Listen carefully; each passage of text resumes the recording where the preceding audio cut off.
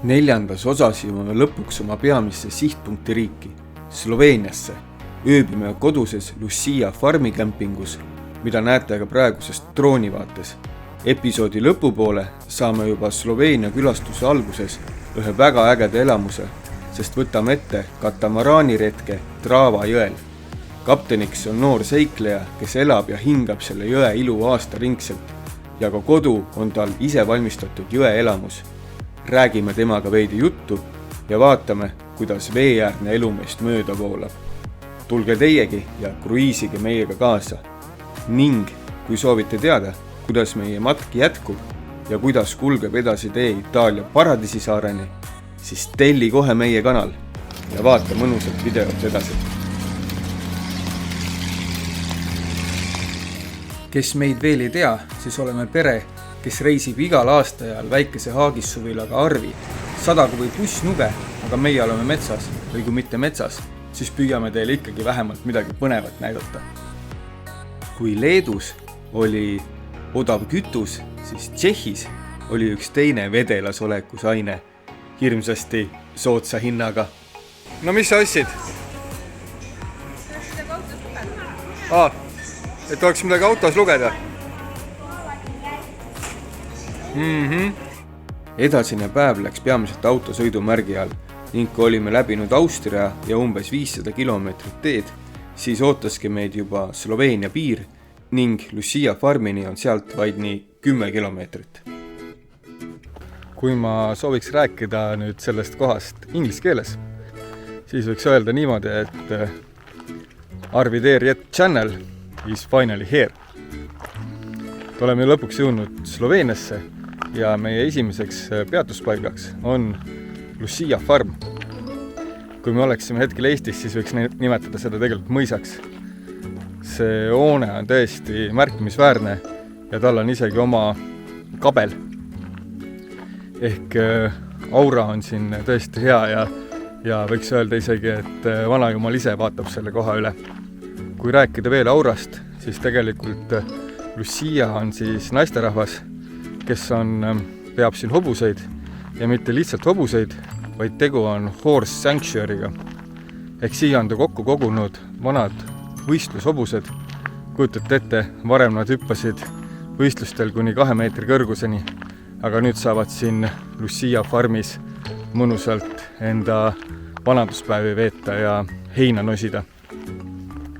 Aga miks on minu häälest teatav nukrus? Sellepärast, et tegelikult käisime siin ka aastal 2020, kui oli siis koroona tipp ja tollel ajal oli veel siis see hetk, kui Rahel oli jalg kipsis. Ja tõesti saime Luciaga päris headeks sõpradeks ja oleme siiamaani temaga olnud kirjavahetuses. Aga nukrus on siis põhjustatud sellest, et nimelt see farm on müügis.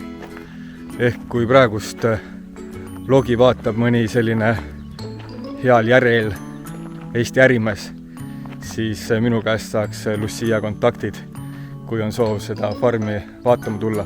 Aga muuseas, Lucia muidugi lubas, et kui ta head ostat ei leia, siis ta peab seda farmi edasi nii kaua, kui vähegi jõuab. Ehk kui tahate siia kämpingusse tulla, siis äkki veel ka 2024 aastal võib selline võimalus avaneda.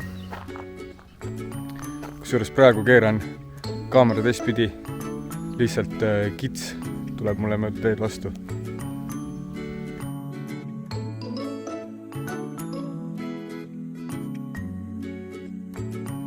Olgu mis on, siis vähemalt seni, kui Lucia seda kohta peab, siis lisaks kämpimise võimalusele on farmis ka renditavad toad, saab erinevaid teraapiaid võtta ja väga põnev asi on see, et keldris korraldab ta tihtipeale ka kohalike veinide degusteerimisi. Keldrist saab rääkida veel nii palju, et seal on näha ka selline põnev asi, et peaaegu terve üks hoone külg toetub hiiglaslikule kivile, mis on osa vundamendist ning lisaks on seal keldris ka väidetavalt tervendava veega sügav kaev. Aga vaadakem farmi nüüd ka kaugemalt ja siis läheme juba veidi selliste rohkem igapäevaste tegevuste juurde.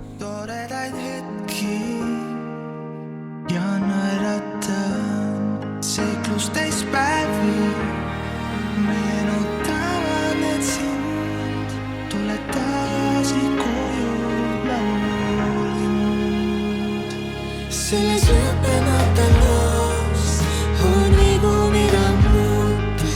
meist kumbki enam ei saa. Kui ühtämis hind, kui lennud otsad maa, sinu ümbrusesse langetas. Mu laululinn sirutab tiimu ja saadab mind edasi liigun sinna, kus jää koos võin olla. Ilmselt mitmeid blogivaatajaid huvitab, et kui me oleme neljakesi reisil ja meil on selline pisike külmik, et palju sinna sisse siis ära mahub, siis praegu mul ongi käsil külmiku koristus ja kogu see stuff mahub sinna ilusti ära ja ruumi jääb ülegi. Kui külmik on korras, siis ma näitan teile ka kaane alt, et kuidas meil see asi sinna organiseeritud on. Kusjuures Leen läks praegu lastega poodi veel toitu juurde tooma. No nii, külmik on nüüd korras ja nagu näha, siis tegelikult on siin siuke 10 senti vaba ruumi veel peal. Okei, ühe õlle sellest hunnikust võtsime praegu välja. Aga mitte sellepärast, et ta siia ei mahtunud, vaid on üks parem koht, kuhu ta mahub.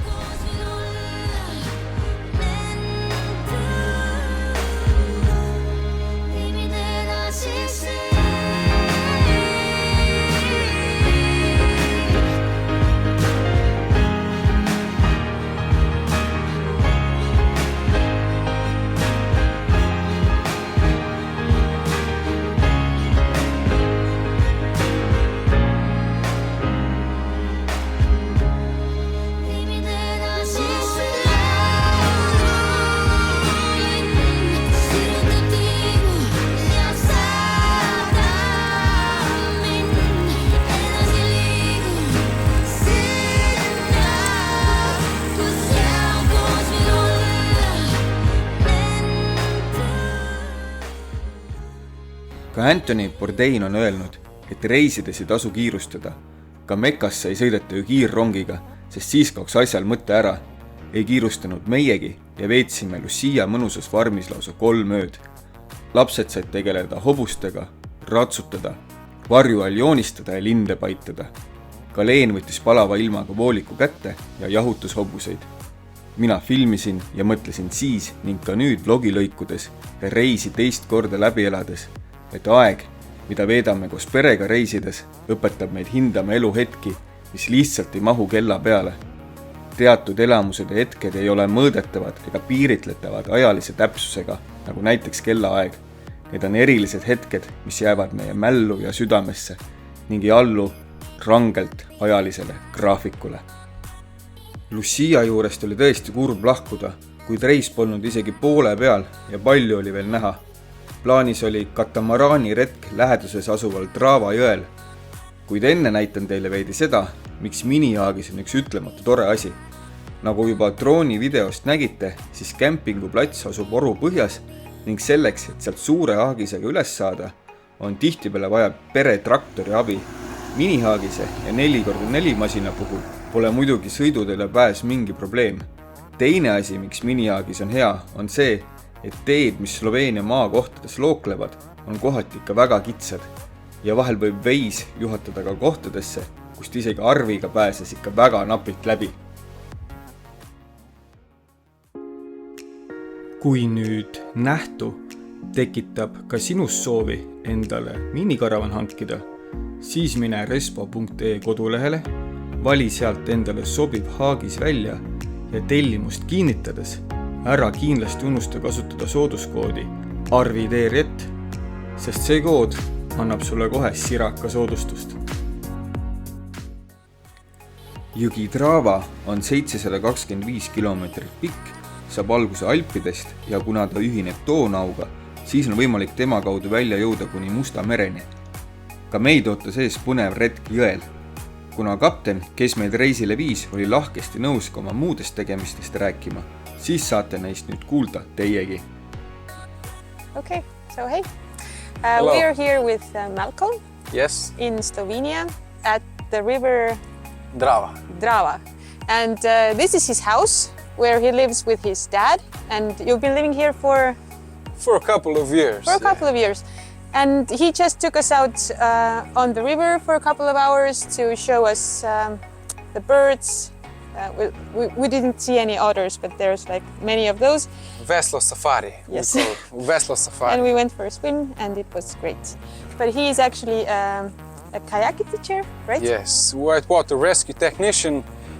We have a kayak club also based in our Club Raft Royal. This is what we are representing. We are building houseboats. As seen, Melania, Veslo is a side activity which we, of course, enjoy on the river. We call Veslo Safari, kayak, canoe, soup, sit on top. So it's like a meditation activity and, of course, connecting. River chooses middle way, and so do we. Yeah. I forgot to mention, the name of the boat is Melania after then Melania Trump, who is Slovenian, if you didn't know. Tegelikult on nii, et Malcolm ikkagi ei ela mitte isaga samas jõelaevas, vaid Malcolmil on enda laev, mis on küll väiksem, aga samas päris hubane. Kusjuures, kui küsisin, et kas tal ka pruuti on, siis sain vastuseks, et tema pruudiks on praegu jõgi. Kui mõni Eesti preili arvab, et suudab tema meelsust muuta, siis võib ju proovida. Aga ei, mina usu, et see päriselt õnnestub. Aga mis siin ikka enam pikalt leelotada? Läheme jõele. Ja naeratan seiklustes päevi. Meenutavad need sind, tule tagasi koju laululind. Selles lõppemata loos on vigu, mida muuta, meist kumbki enam ei saa.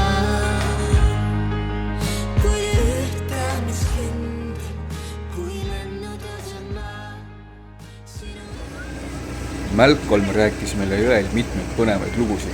Üks neist oli aga nii lahe, et Leen palus tal selle pärast uuesti ka lindile lugeda. Tell me about the trip that you took a couple of months ago. We went from the home base to the Black Sea. So we went from Drava River to Donau and then to Medicea and Black Sea. And how did you get there? What did you use to get there? With a friend we had a kayak 3 meters and 30 centimeters. We gained knowledge 3 years, 4 years, great things.